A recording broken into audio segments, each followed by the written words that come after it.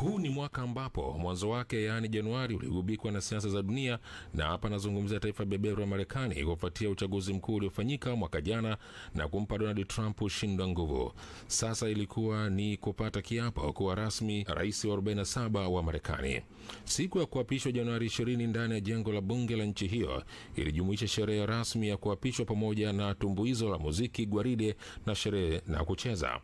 Kulikuwa na kitu kiitwacho utambulisho, ambayo ni sherehe rasmi inayoashiria kumalizika kwa muda wa rais mmoja madarakani na kuanza kwa utawala wa rais mpya.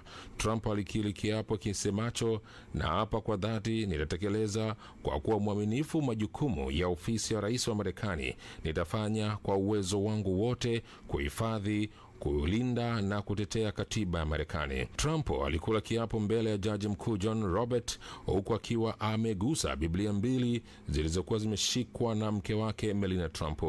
Moja ya Biblia hiyo iliwahi kutumika na rais wa zamani wa nchi hiyo Abraham Lincoln wakati wa uapisho wake mwaka 1861 na Barack Obama mwaka 2009 na 2013. Hapo awali Trump na kiongozi anayemaliza muda wake Joe Biden waliongozana pamoja hadi kwenye ukumbi wa bunge la nchi, huku hafla hiyo ya uapisho ikifanyika kwenye ukumbi wa ndani kutokana na hali mbaya ya hewa. Sasa nje ya hayo, rais huyo wa taifa kubwa duniani alifanya tukio lingine kubwa la dunia baada ya kukutana na rais wa Ukraine Volodymyr Zelensky. Ilikuwa tarehe 26 Aprili mwaka 2025. Ikulu ya White House imesema kwamba Rais Trump wa Marekani na Rais Volodymyr Zelensky wa Ukraine walikutana kwa mazungumzo walioyataja kuwa yenye tija kabla ya mazishi ya Papa Francis. Mkurugenzi wa mawasiliano ya White House Stephen Chang alisema kwamba wakuu hao wawili wamekutana kwa faragha leo na wamekuwa na majadiliano yenye tija sana.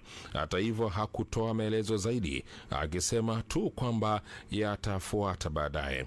Viongozi hao walikuwa hawajakutana ana kwa ana tangu walipolumbana kwenye ofisi ya Oval huko White House mnamo mwezi Februari. Trump anashinikiza kupatikana kwa makubaliano ya amani nchini Ukraine, akisema anakaribia kuyafikiana baada ya mazungumzo kati ya mjumbe maalum wa Marekani Stephen Witkoff na rais wa Urusi Vladimir Putin mjini Moscow. Inakumbukwa mwezi wa pili mwaka huu mkutano uliofanyika White House kati ya rais wa Marekani Donald Trump na rais wa Ukraine Volodymyr Zelensky ulilenga kufikia makubaliano ambayo huenda yataruhusu Marekani kupata haki ya madini nadra ya Ukraine. Madini nadra ya Ukraine uligeuka kuwa ni malumbano. Trump alimtishia Zelensky, utaingia katika makubaliano au sisi tunatoka. Katika taarifa iliyobandikwa kwenye mitandao ya kijamii kufuatia mkutano huo, rais Trump aliashiria kuwa pendekezo la makubaliano halipo tena. Trump aliandika, nimebaini kuwa rais Zelensky yupo tayari kwa amani kama Marekani inahusika, kwa sababu anahisi kuhusika kwetu kunampa fursa kubwa katika mashauriano. Sasa tujikite katika sakata la Israel na Palestina.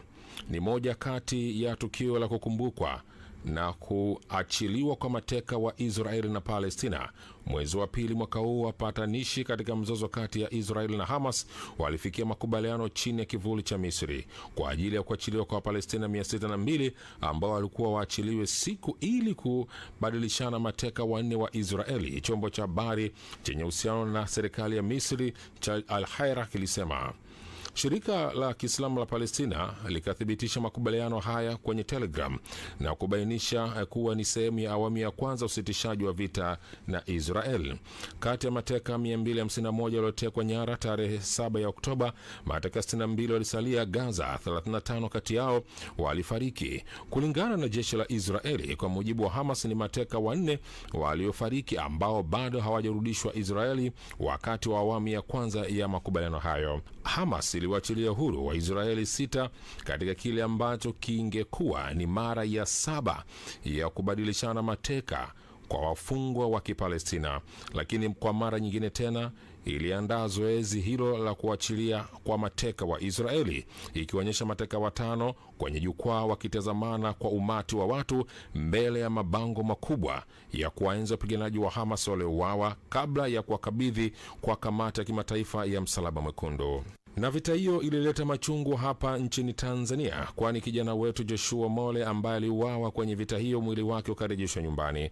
Mwili wa Joshua Loitu Morel, raia wa Tanzania mwenye umri wa miaka 21, aliyeuawa na Hamas wakati wa mauaji ya Oktoba 7 2023 uliwasili Novemba 19 mwaka huu katika uwanja wa ndege wa kimataifa Kilimanjaro, ambapo ulipokelewa na familia yake na mamlaka ya serikali.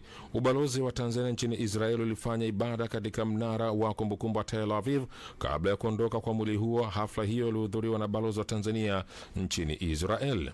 Morel aliuawa akifanya mafunzo ya kilimo kusini mwa Israel wakati watu wenye silaha wakiongozwa na Hamas waliposhambulia mnamo Oktoba 7 mwaka 2023.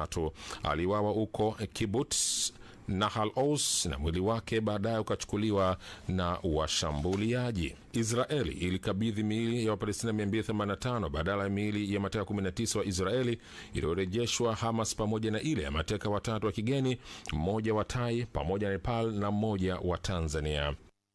Kwenye mzozo huo huo Mashariki ya Kati kukaibuka jingine mwezi wa 9 mwaka huu, ambapo mataifa ya Canada, Uingereza na Australia yalitangaza kulitambua taifa huru la Palestina, huku Ufaransa, Ubelgiji, Luxembourg na Malta zikitarajiwa nazo kufuata na kutambua kama taifa, na nchi nyingine wanachama zaidi ya 145 wa Umoja Mataifa ambao wanatambua taifa la Palestina.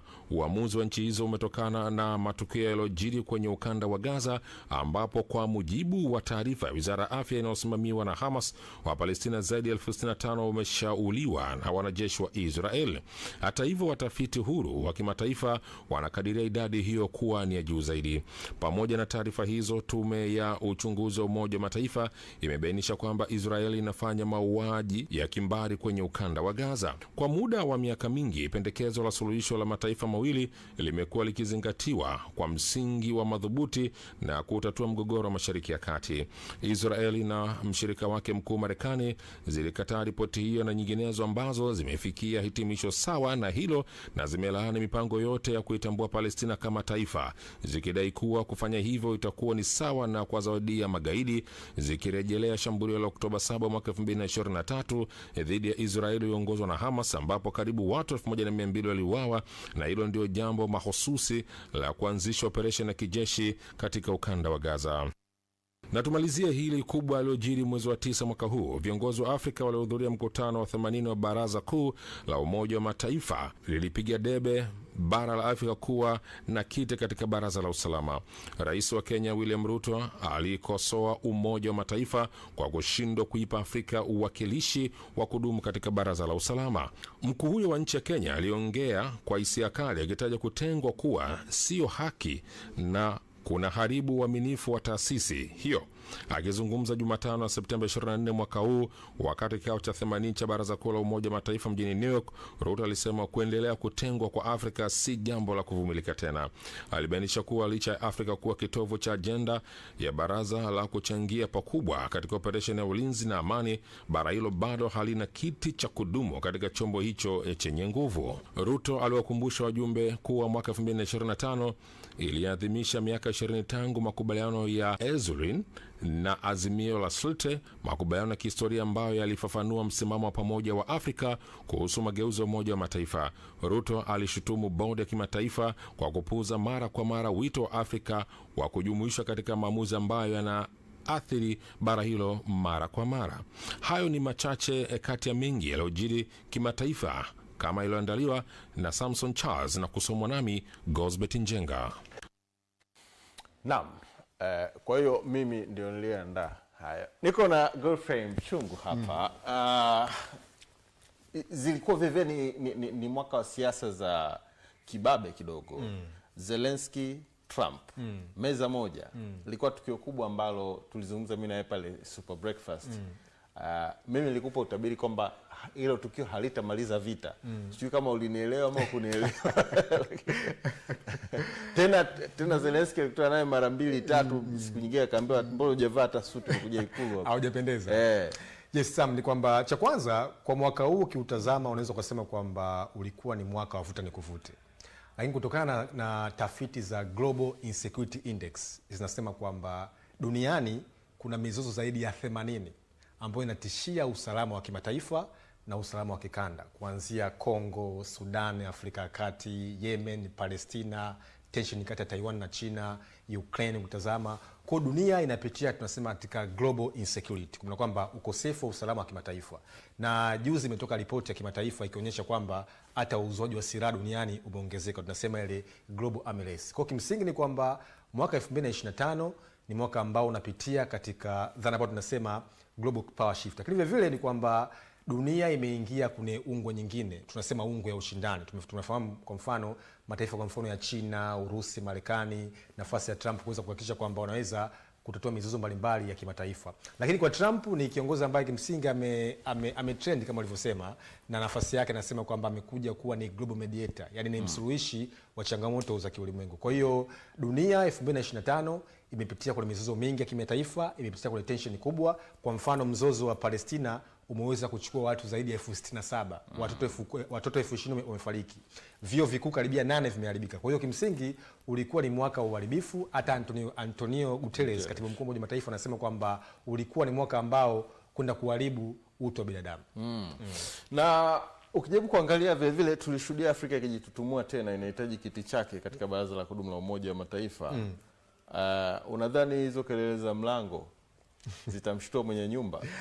Yes, Afrika tangu Umoja wa Mataifa umeanzishwa mwaka 1945, kuna kitu kinaitwa Security Council, kuna Baraza Kuu la Umoja wa Mataifa. Hii ni baraza la usalama ambao kuna Urusi, kuna Marekani, kuna China, Uingereza na Ufaransa. Hao wanasema wana veto power. Lakini Afrika imekuwa ni mtazamaji, sio mchangiaji wala sio mshiriki wa muhimu kwenye Umoja wa Mataifa. Kwa hiyo kauli ya Mheshimiwa Rais Ruto kujaribu kutaka mageuzi namna gani Afrika iweze kupewa kiti, na wanataka viti viwili. Na hoja msingi ni kwamba Afrika isiwe sehemu ya mtazamaji, bali sehemu ya kuchangia, ya kupanga, hata kushawishi sera za kimataifa. Umoja wa Mataifa ulianzishwa mwaka 1945, kipindi cha ukoloni, kipindi cha vita baridi. Kwa hiyo wanachotaka ni mageuzi ya kimfumo ili iweze kuendana na wakati wa sasa hivi.